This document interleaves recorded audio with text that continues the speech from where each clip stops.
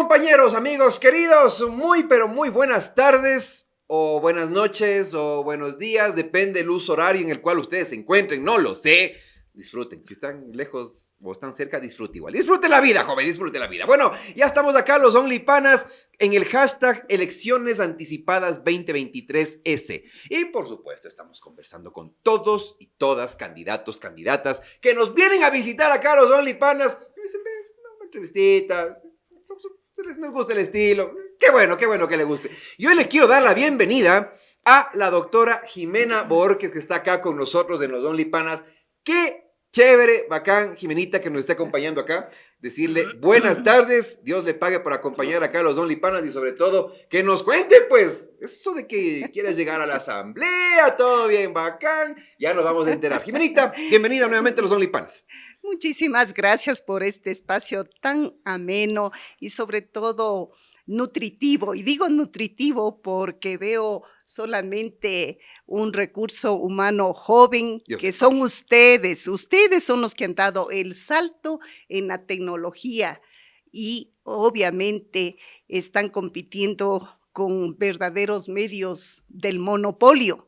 Así es que mis respetos. Dios le pague. Es esta la generación de las comunicaciones, de la informática y todo lo que significa marketing. Muchísimas gracias, Jimenita. Sí, vea, sobre todo le quiero agradecer en el tema de jóvenes. A Dios le pague. Dios le pague por ello. Y sí, aquí vea, conversamos con toda tranquilidad sin estar hostigando a los invitados, porque eso sí no nos gusta hostigar. Bueno, cuénteme, Jimenita, ¿cómo ha pasado? ¿Cómo ha estado el tema de la campaña al apuro, como digo yo así? Señores, empiecen la campaña lo que es ya. ¿Cómo ha pasado?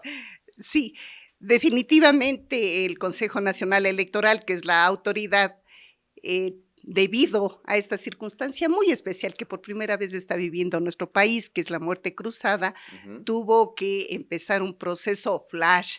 Las organizaciones políticas teníamos antes 4 meses para evaluar, seleccionar, hasta calificábamos a nuestros cuadros para las diferentes candidaturas. Ahora nos dieron inicialmente 13 días, luego nos dieron 2 días más, 15 días para poner candidatos a nivel nacional, porque mi partido, Sociedad Patriótica, está presente en las 24 provincias del Ecuador.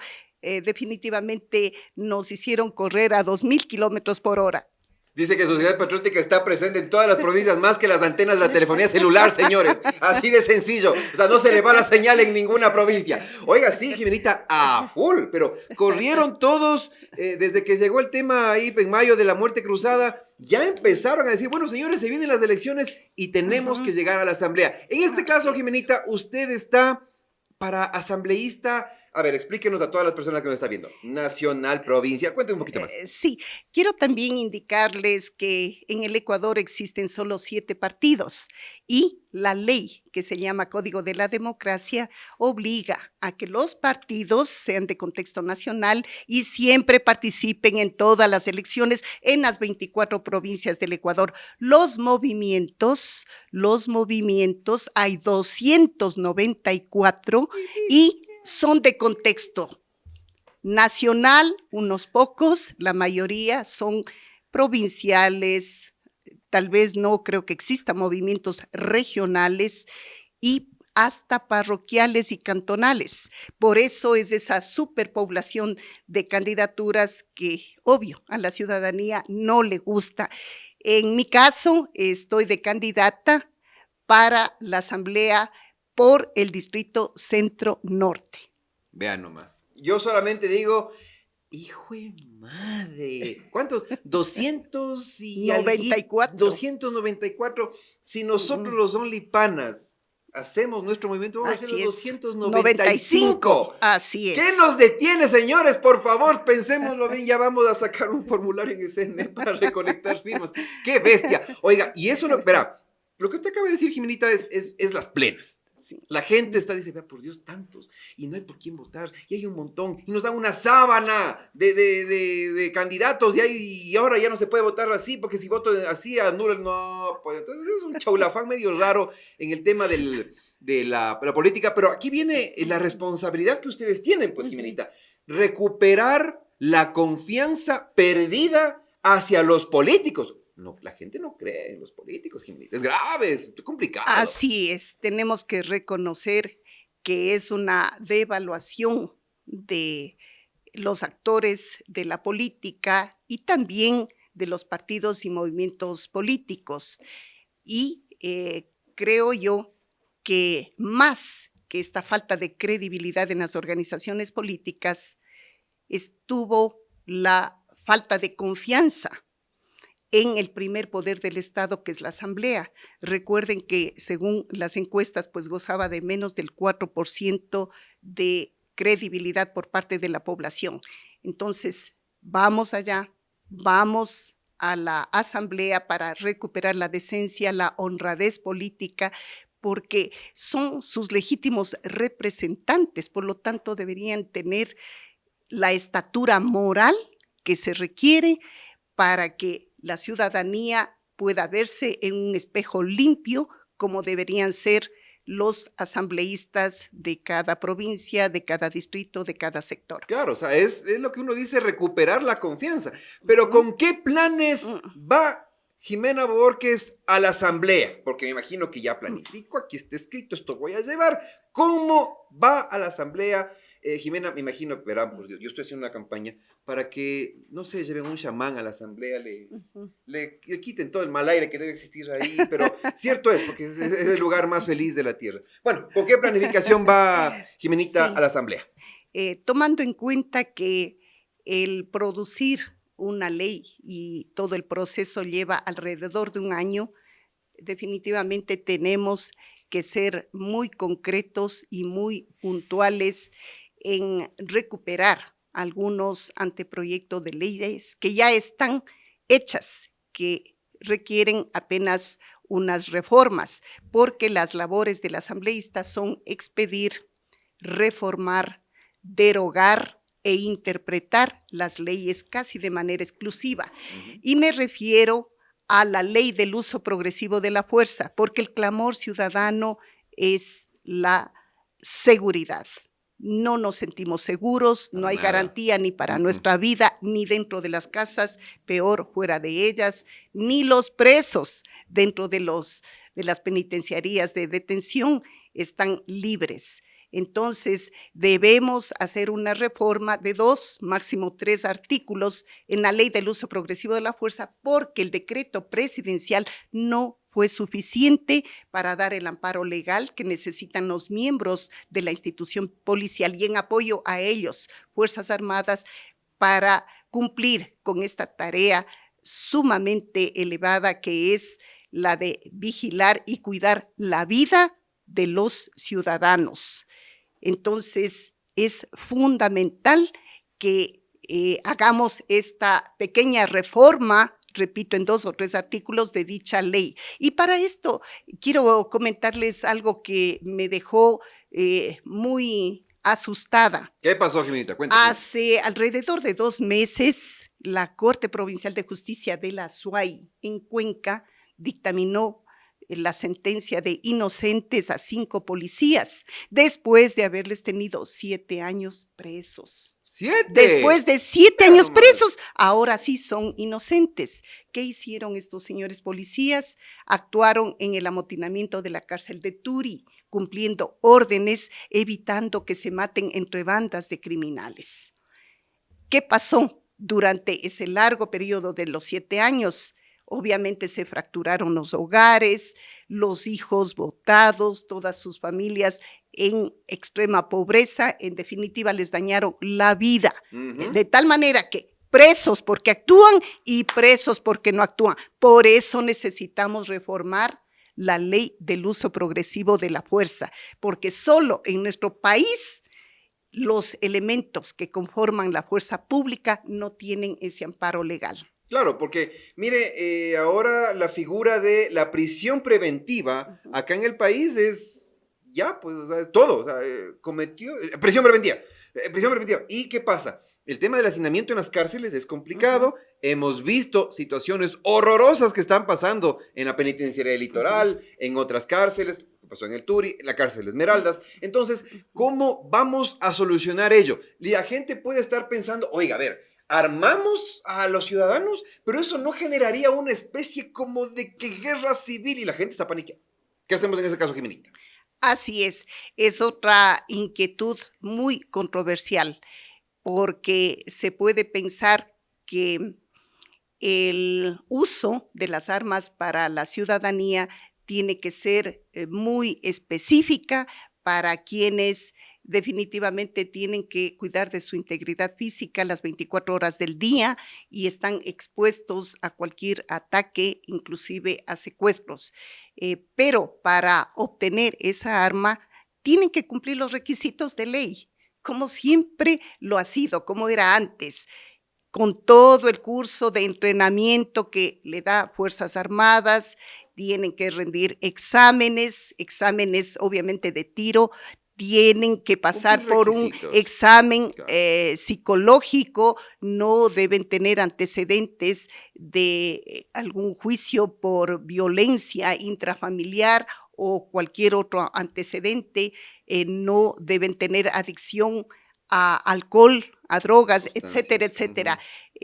Sin embargo, esto es sumamente controversial y tendría que aumentarse más esta socialización con la población para llegar a un término medio, a un término sano, a fin de que sea muy puntual el uso de las armas ya para la población. Claro, porque ahorita lo que preocupa a la ciudadanía es el tema de la seguridad. No sabemos si es, bueno, salimos de casa, bien chévere, bien bonito, pero no sabemos si vamos a regresar.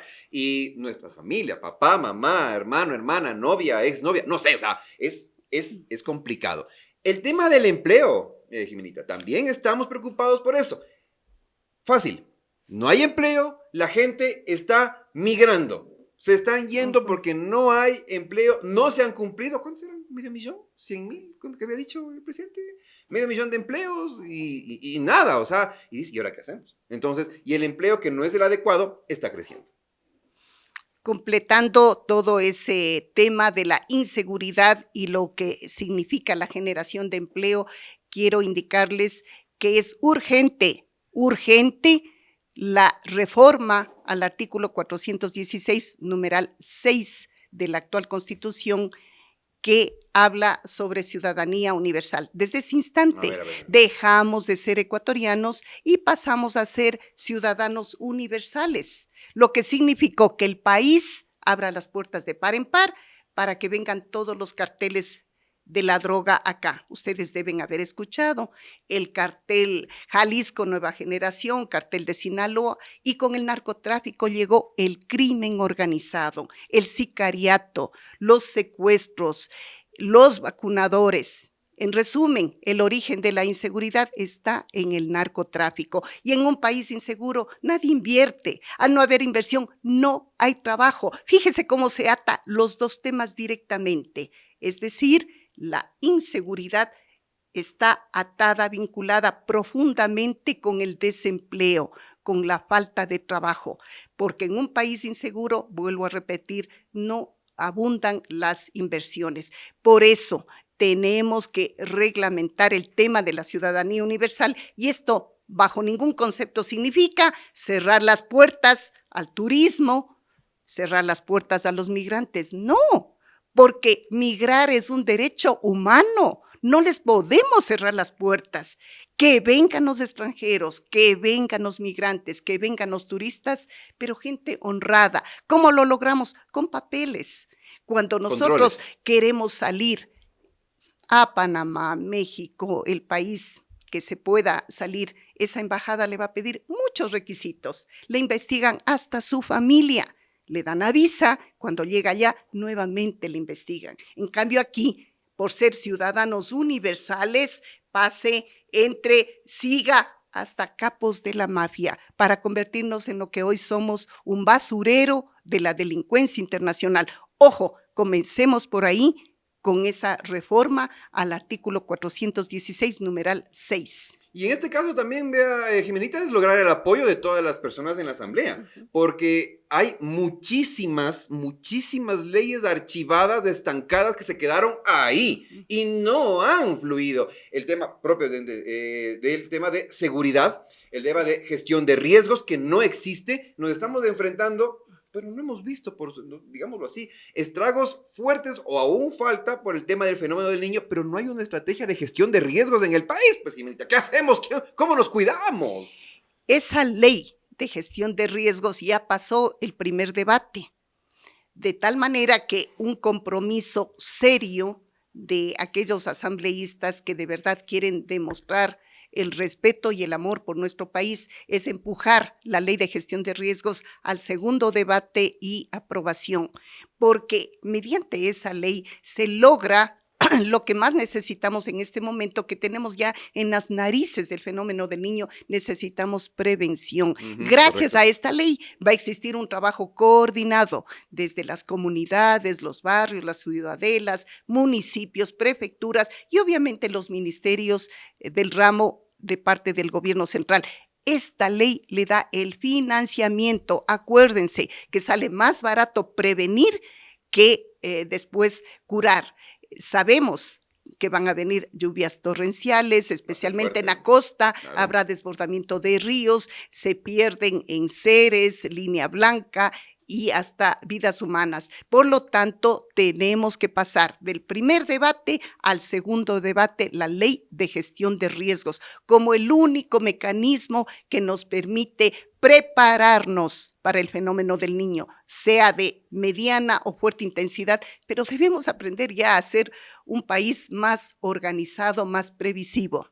Claro, porque ahora es el tema del tiempo, señores. Es 1 año y medio que la Asamblea, el presidente o presidenta, va a estar en gestiones. En 1 año y medio. Y vemos que muchas personas, y conversábamos ayer con un candidato que decía que vienen y ofrecen, pero solamente, como decían, no solamente le hace falta otra vez prometer que van a hacer girar a la Virgen del Panecillo. O sea, prometen millón cosas, pero es el tema del tiempo. ¿Se alcanza en lo que tenemos, Jimenita? En estas partes puntuales a las que yo me he referido, reforma de 3 artículos en la ley del uso progresivo de la fuerza, sí se alcanza, porque no es crear una ley de cero. Lo mismo en la ley de gestión de riesgos, que ya pasó el primer debate, avanzar al segundo debate, obviamente que es posible.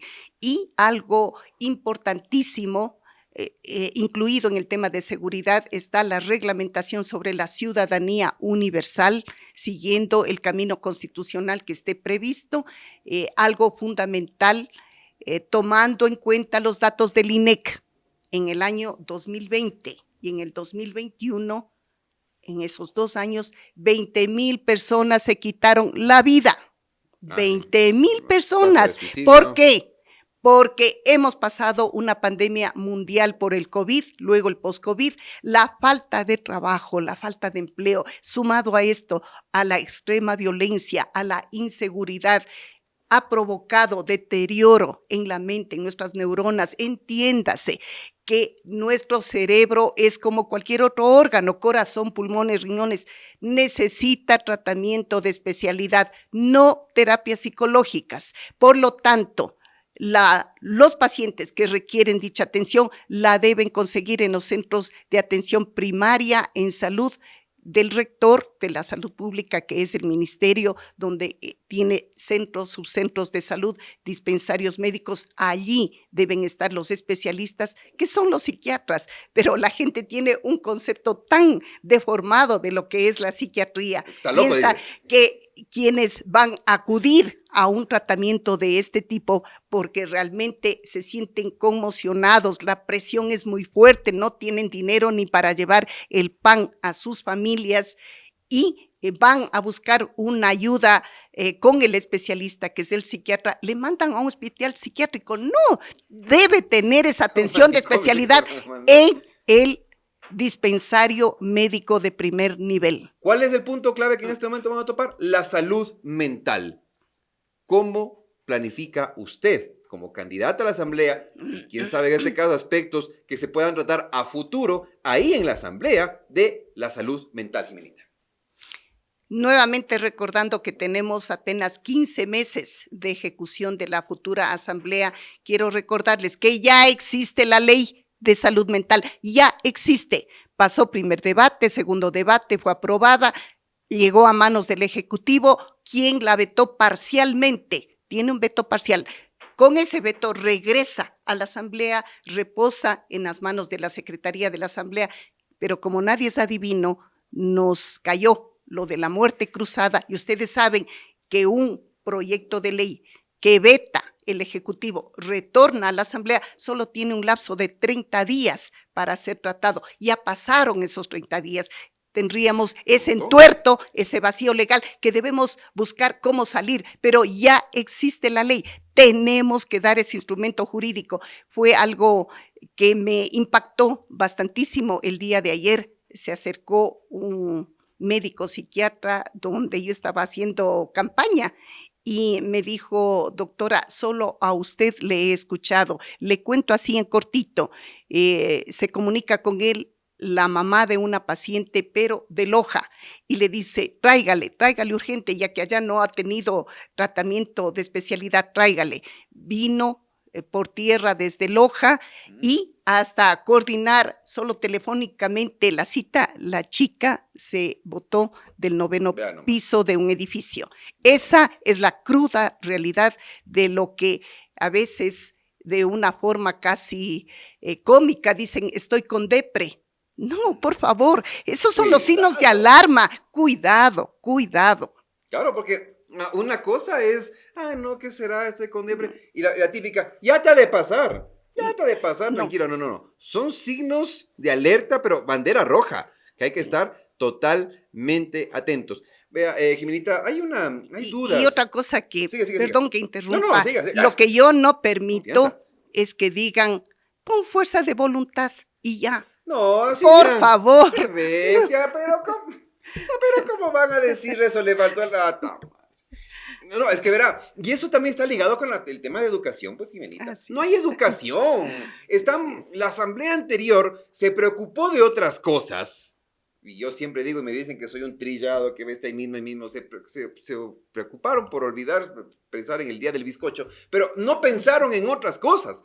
Y por eso la credibilidad empezó a bajar, señores. O sea, no es que lo diga yo, están los datos, la credibilidad bajó porque no trabajaron. Educación, Jimenita, el tema de escuelas, el tema de facilidad para poder acceder a una buena educación, que no hay. Aunque les duela, no hay, señores. ¿Qué va a hacer la Asamblea? ¿O qué debe hacer la Asamblea? En primer lugar, dentro de su tarea de legislación y por responsabilidad, tiene que revisar la ley de educación.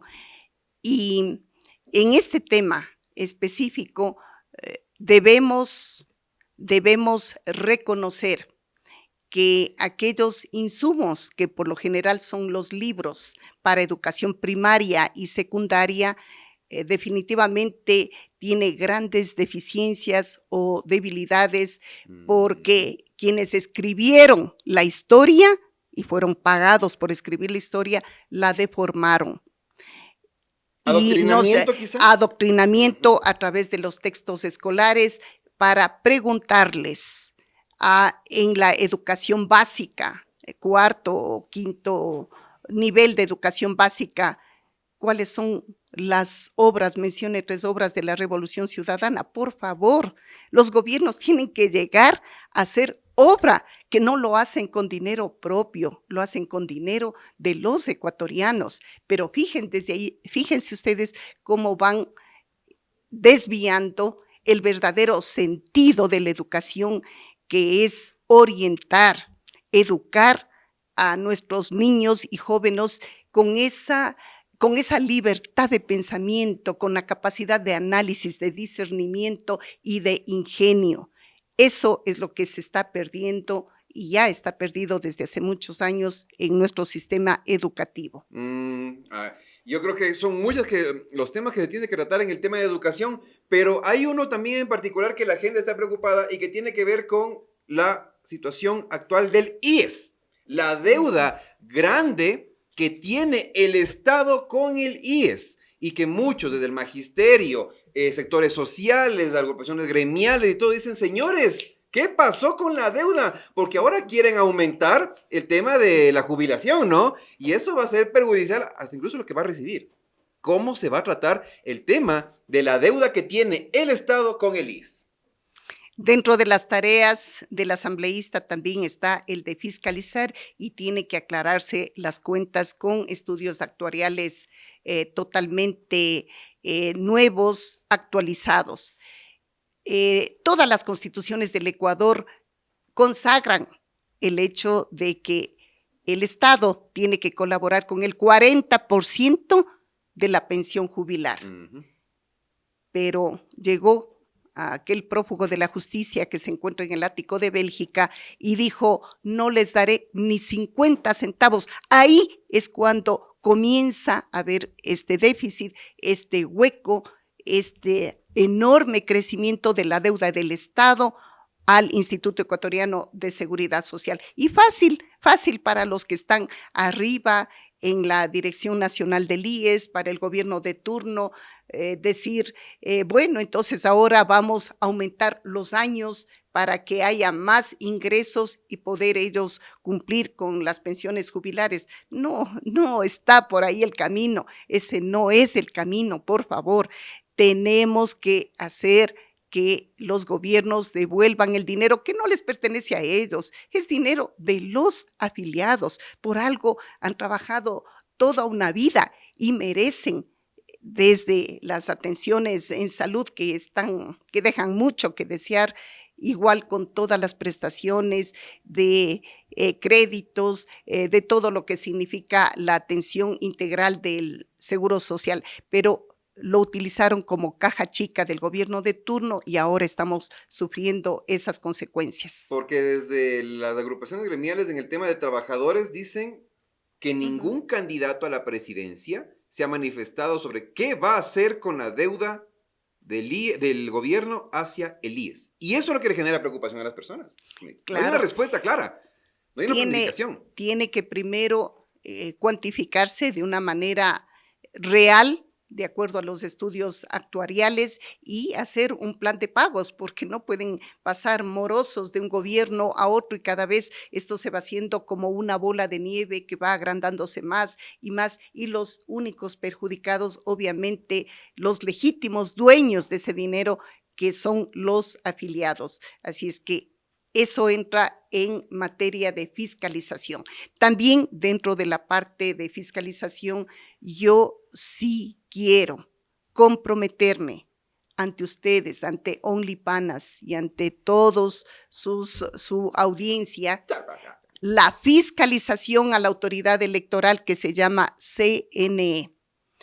Solo por darles un dato último. A ver, cuente. Elecciones seccionales del 5 de febrero del 2023. Correcto. Inclusive el vicepresidente Enrique Pita denunció una estación paralela de votos en la delegación provincial electoral del Guayas.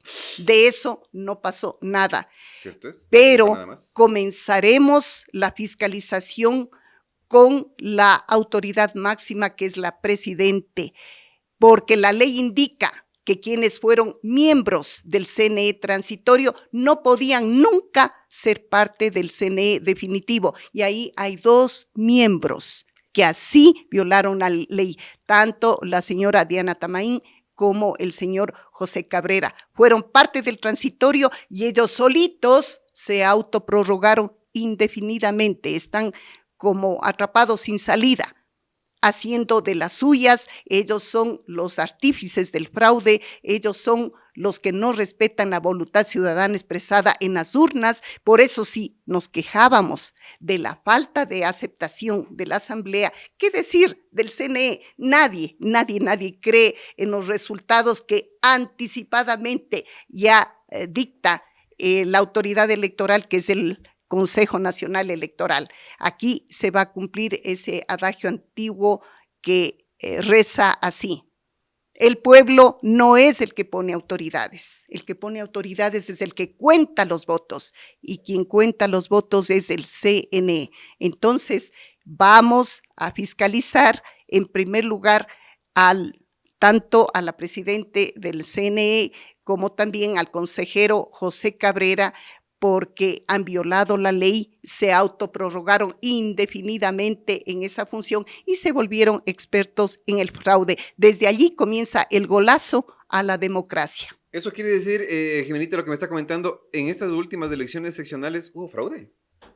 Sí, desde nuestra óptica sí, ya ha habido gente muy seria que así ha estudiado, ha investigado y lo ha denunciado. Sin embargo, ellos tienen todo un aparataje como para ser inexpugnables y aparentar una transparencia que en definitiva no la tienen. Es el organismo, es la institución de menor garantía para la democracia ecuatoriana y por lo tanto goza de un descontento, de una desconfianza, de una falta de credibilidad total. Ah, caray, Jimenita. Bueno, yo creo que ese tema hay que conversarlo largo, porque es ahora el CNE, pues estamos en época electoral, es la primera autoridad, ¿no? O sea, todo lo que diga el CNE está así. Pero lo que nos comenta Jimenita, y muchas gracias por la confianza al contarnos de eso, pues siempre es digno de analizarlo. Jimenita, por favor, yo siempre a todos los candidatos que vienen para acá les digo con confianza, con lo que digo, quiteña. Sí. Ya, usted sabe cómo habla la quiteña, ¿no es cierto? Sabe, ya. Eso es lo bacán. ¿Cómo diría una quiteña a sus votantes quiteños, pero para que llegue? Porque usted sabe cómo es de nosotros medios, ¿no? Por favor, sus palabras finales, candidato, tenga la bondad. Mucha madre, una cosa aburrida y no le creemos nada. Pero como aquí estamos de Only Panas, somos bien chéveres, bien bacanes. Jimenita, por favor, ¿qué le diría Jimena Borges a sus votantes, a las personas que confían en usted, para que le acoliten, le den el chance, le den la mano el 20 de agosto? Jimenita, por favor. Primero la parte seria y luego finalizamos con lo que dice una quiteña. ¡Carajo! ¡Vele!